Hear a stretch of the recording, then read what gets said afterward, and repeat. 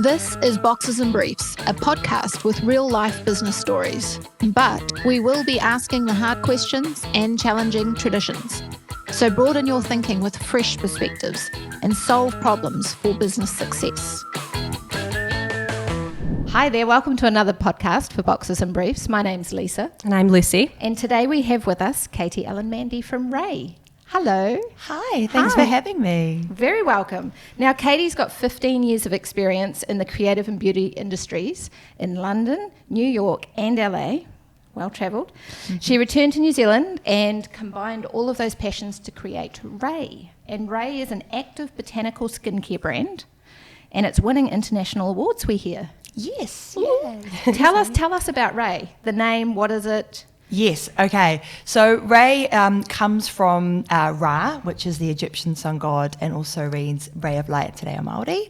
And the brand comes from the fact that 80% of the signs of aging, the things we complain about, the wrinkles, the sagging, the pigmentation, the dullness, actually comes from the sun. And so what's really interesting about the botanicals down here in New Zealand is they are surviving under 40% higher UV levels than similar latitudes in North America.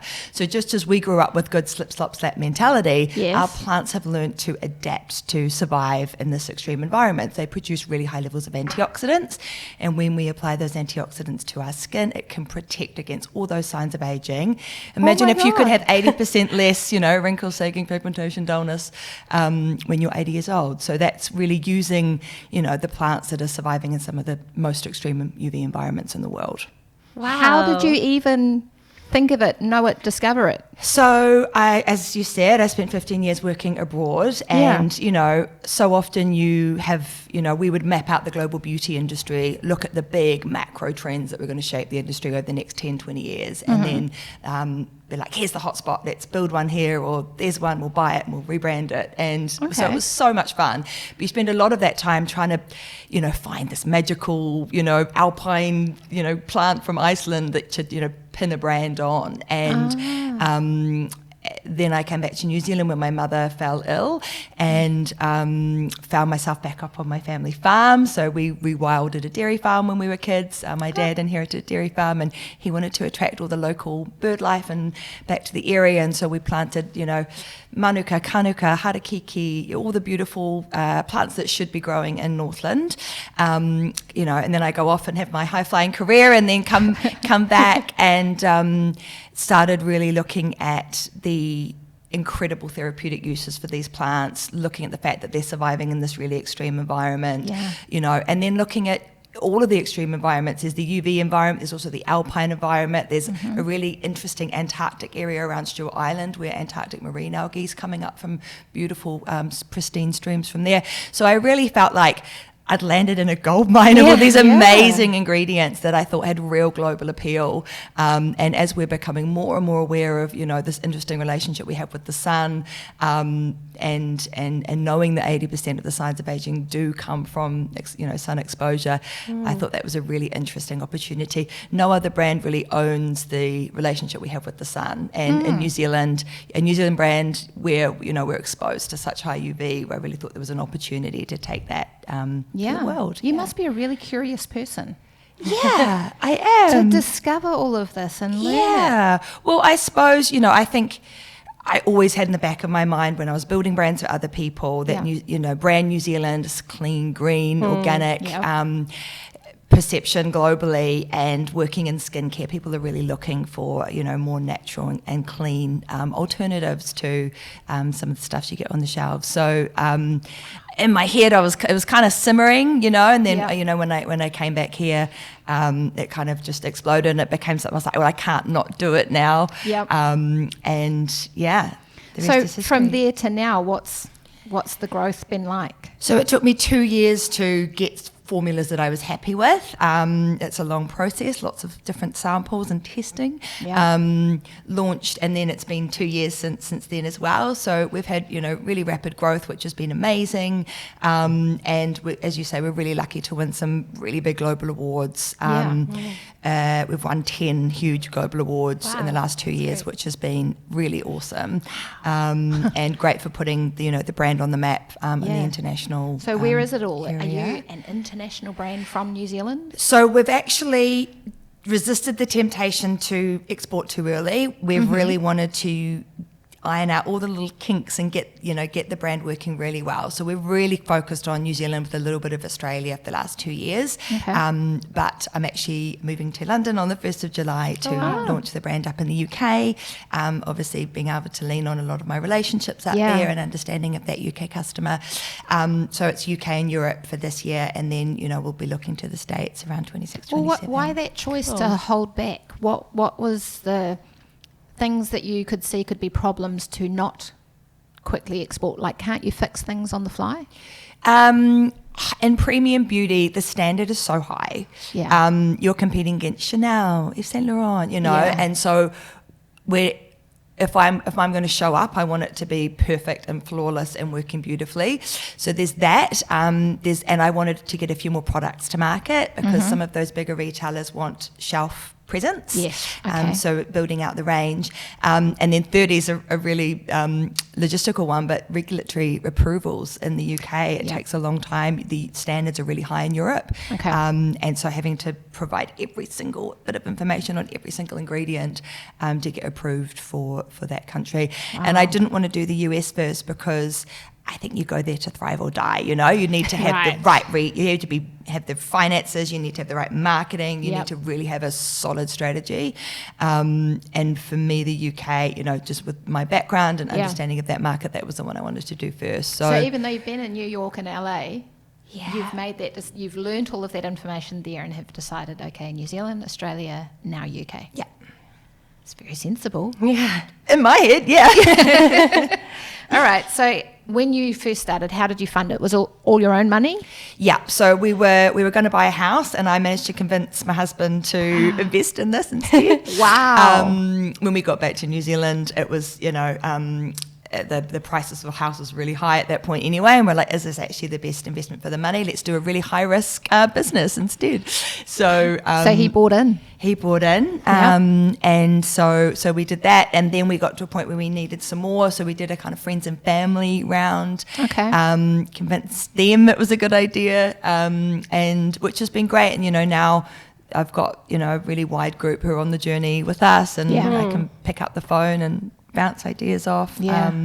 So from all different walks of life. So a really interesting perspective. So so that's where do you see it changing over from being completely self-funded?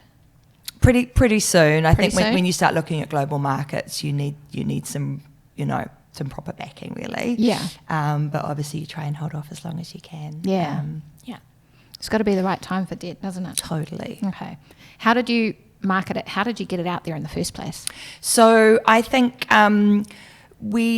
skincare is a promise in a bottle. Unlike fashion or cars or anything else you purchase, it's like, we promise this will make you, look younger. Yes. And people are skeptical because there's been a lot of over-promising and under-delivering. And so for us, marketing is really that third-party validation and proof of concept from external sources has really helped. So PR, old school PR, which you can then package up and use digitally. So where we've found huge cut-through is we've had like fashion editor or beauty editor being like, oh my goodness, this is amazing. We've really seen a spike in sales. So PR has been fantastic. Also just being in the right retail doors. So some of the bigger ones like Smith & Co.'s and Valentine's really add that credibility to the brand. And then digital, obviously, working with certain influencers. It's an area that is changing by the day. And what worked last month doesn't necessarily work this month, but working with trusted influencers, getting the right digital messages out there has been the kind of third area that's really worked well for us. Okay. Do you have any advice on how to get into a store like Smith & Co.'s? It's, I think it's all about making sure you build a brand that looks like it's worthy of alongside an international brand. So we invested in brand assets, we invested in brand design. Packaging's always been a really important part of our brand. So we've really tried to create a luxury brand that can sit next to Chanel on shelf. So it's almost like appealing to a business ego. Yeah, totally. And the buyers just want to make sure that, there's not that many New Zealand luxury brands sitting at that kind of 150 price point. There's some beautiful brands that are kind of more around the 60, 70. Yeah. Okay. And so there was a gap, and there's not many brands that are coming at New Zealand botanicals from a luxury perspective either. And so, we believe that we sit in between the kind of aesthetics and design. The packaging looks quite different. Yeah. We spend a lot of time executing We that. love it. Thank you. And then making sure all the brand assets feel, at a standard of, that There's belongs a on lot shelf. of work behind what you're just casually talking about right now.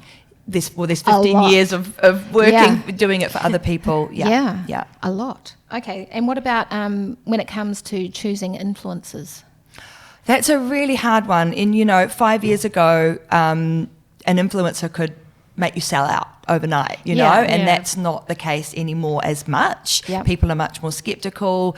People are having, influencers are having to declare it as an ad, which automatically, takes away that kind of one-to-one. It used to be like your best friend giving you this, inside scoop on what's worked for her. It doesn't feel like that anymore. It feels like much more of a commercial channel. Yeah. And then you see the rise of TikToks. That's starting to feel a little bit more authentic, whereas Instagram's more commercial. So it's a ever-moving feast. I think, honestly, what we've done is just gift a lot, and we find the influencers who actually like the product then talk about it, and you can tell when someone's been like, I'm really happy, genuinely. Yeah. It's like our filters have gotten better for fakeness. Totally. Yeah.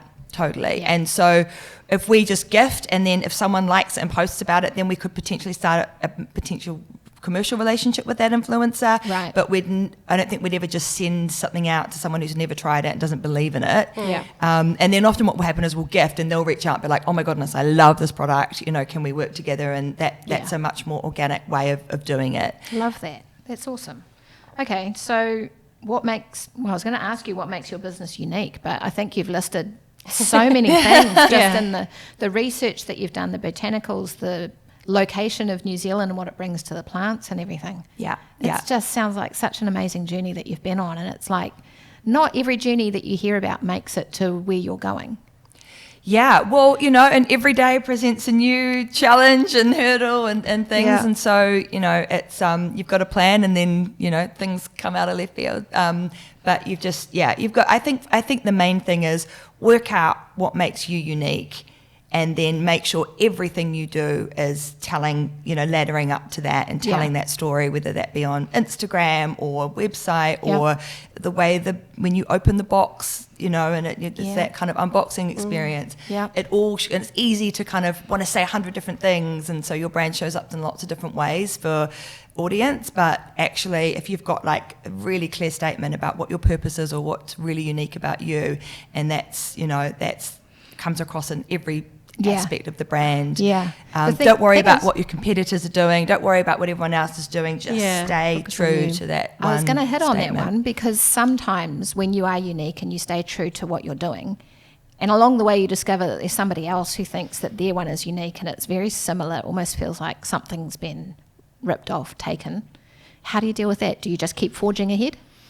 They're never gonna, they're never gonna be able to show up exactly how you do. There will always be copycats or people who are doing similar things. I can't own New Zealand botanicals, but I can own my perspective on them, and the way that therefore we formulate and develop new products and things, and the way that we talk about it. So I think, it's really easy to get distracted by what everyone else is doing or, following or whatever. But I think you just got to stay true to your vision. Love that. Yeah. Boxes and Briefs is proudly brought to you by Gilligan Shepherd, the problem solvers in business. All right, Katey, what are your top 3 priorities when it comes to running your own business? Okay, so the first one is, I think, the most important and the hardest, and that is capacity. Okay. To step away from your business and look at your business from a bird's eye view and how it's working. It's so easy, especially in a startup, especially when you're doing, the job of 5 to 10 people, to just be in the business and firefighting and problem solving and actually having the space to think and and look at actually why are we doing this like this, and actually could we optimize that, is really hard but really important. So I try and take like a day a month to just not be on emails and meetings and on, you know, on that treadmill, and just like look at, you know, and then I can make a list on the back of my book of stuff I need to think about when I've got a clear head, and maybe I'll go for a walk, or maybe I take a ferry to Waiheke, or I find actually thinking in out of my normal space is really helpful. So that for me is so important. And I've got 2 young kids, so it's just really easy just to, you know, just be busy. And suddenly 3 months have gone by, you know, and time just goes. So that capacity is the first one for me. The second one is team, that having good people around you that are adding value. I know where I'm really strong and I know where I'm less strong. And having people that complement your skills and are on the journey and believe in what you're doing is so important. And the impact that people in your team have on your business is so huge, especially at this stage. So getting that right fit is really important and worth investing the time to get right. And then the third one is about standards. So I think as a startup, it's really easy to be like, oh God, that'll do. We've got to get it out, you know, we've got to just move. But actually I have, you know, written off packaging that's cost me a lot of money because it wasn't perfect, or, you know, the first person that did my logo and brand design, I spent a lot of money and I wasn't good enough, and I you know, went again, and I lost time and I lost money, neither of which I had, but I knew it wasn't right and it wasn't good enough, and so not settling for anything less than, you know, what you originally set out to do. Or if your gut's saying it's not right, just listen to that, and don't. It's so tempting to be like, oh, it's fine, we'll get it out, you know. It's also like knowing when to listen to an expert and when to follow your own gut. That's a hard one as well. True. Because if you've got a brand person, a brand expert doing a brand, and you don't like it, you've got to know exactly what you want. And if it's like, is it trusting your gut becomes a bigger thing when you're in a startup? Yeah, totally. Listening to the voice, because often, you know, you'll make a decision and it will be the wrong decision, and that happens in business. But you'll often go back and be like, I actually knew in my heart that wasn't right, but there was all these other voices or factors that were kind of louder, and I didn't listen. So learning to listen to that little voice. That's amazing, right? Capacity, team, and standards. I think we've got a good business going here. Well, was there a particular moment when you felt scared or worried or this isn't going to work out? I think daily, I think there's like, you know, there's always, you know, it's good to be paranoid. A healthy dose of paranoia is good in business. I think, you know, the evening of launch, turning the Shopify page on every time I launch a new product, every time you put something out there, you know, it all feels so personal, and so it is terrifying every day showing up in business. But you know, when we're pitching to a new buyer, like all of it is scary, but I think the paranoia means it's good, right? You're growing. If you're scared, you're kind of stretching yourself, and you're moving into new areas or markets. So it's healthy. But so you're embracing the fear, trying to, and doing it anyway. Is there like some mental things that you do to help you do that? Just kind of like hang on to the roller coaster seat a little bit, you know. Just keep going. Yeah. Okay. When did you realise you had kind of hit something successful, like I've made it?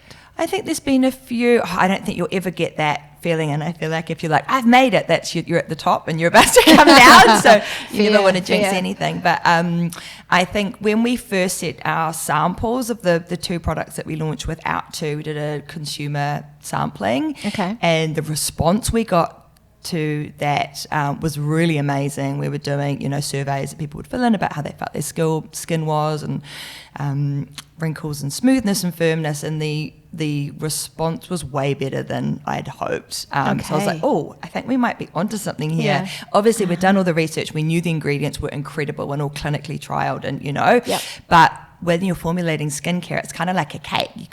You can put lots of great ingredients in, but that doesn't mean that what comes out at the end is it's good. going to taste good. The way that you formulate it is really important, and the combination of ingredients is really, you know, critical. And so getting that the cake coming out of the oven and the response being overwhelmingly good, we were like, oh, I think we might be onto something. And we actually were going to launch with one product and ended up launching with both because I was kind of hedging my bets, thinking one of them will be a standout. And they were both really, the feedback was incredible. So we launched with two. So that was like a moment of like just quietly like, oh, I think this is good. The people are getting results. And then we had people like, when are they launching? Can you give me some more of that stuff? I've run out. I'm sorry.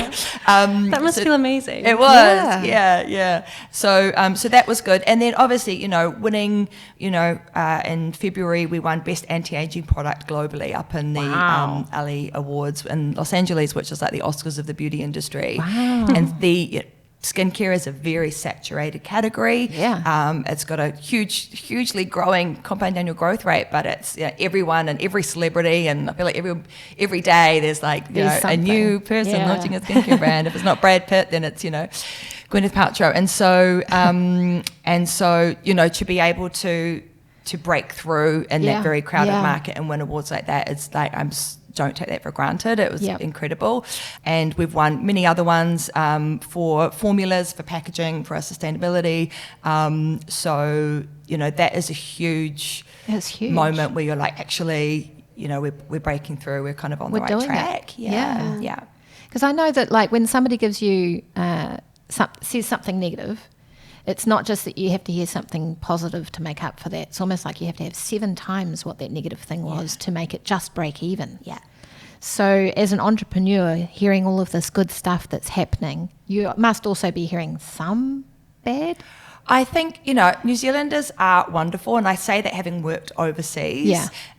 Often if someone's got a problem, then they'll email us. They don't write a review on the website normally. They'll email us and say, hey, I've had a reaction, and we don't get it very often, but they're really nice about it. So we haven't had, and like touch wood, we haven't had any really awful people saying stuff or feedback. We've had problems, we've had issues and things that, we didn't expect, but that's part of the roller coaster, right? And so of course. So I think as we start to go more global, the customer is a bit more negative. Meaner.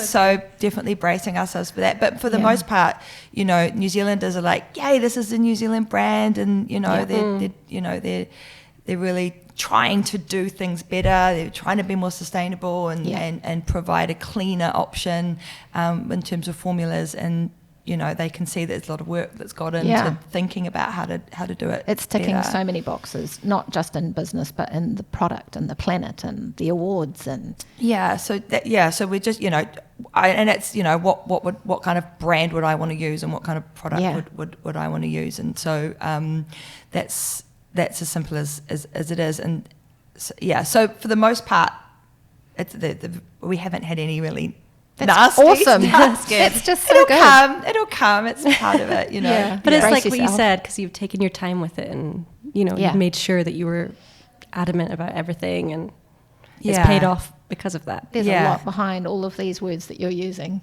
There's all of the research, the knowledge, the farm, the learning of the products, the testing, the market stuff that you've done, the different locations that you've been in. It's all adding up to be this wonderful journey by the sounds of it. And it will be a journey, and as we launch into new global markets, there'll be other hurdles and flaming hoops that where can we get our hands on the product? Because you've convinced me. Where do I go now? So, you can go to the website, to RAAIE.co.nz. We've also got 40 stockists across New Zealand, so the stockist list is on the website. It's we're in centre of Auckland, so it's up at the Facialist, it's down at Smith & Coe's, and there's lots of other locations across Auckland. So that's wonderful. Yeah, it's just huge congratulations. Sounds amazing. Thank you. If our listeners do want to get in touch with you personally, is there a way that they can do that? Yeah, so I'm on LinkedIn, Katey Mandy, or hello@RAAIE.co.nz. We're always on the other end of that. Perfect. All right, we'll make sure that's in the notes for those listening. Yep. Thank you so much for your time, Katey. It's been an absolute pleasure. Thank you for having me. It's been fun. Awesome. Boxes and Briefs is proudly brought to you by Gilligan Shepherd, the problem solvers in business.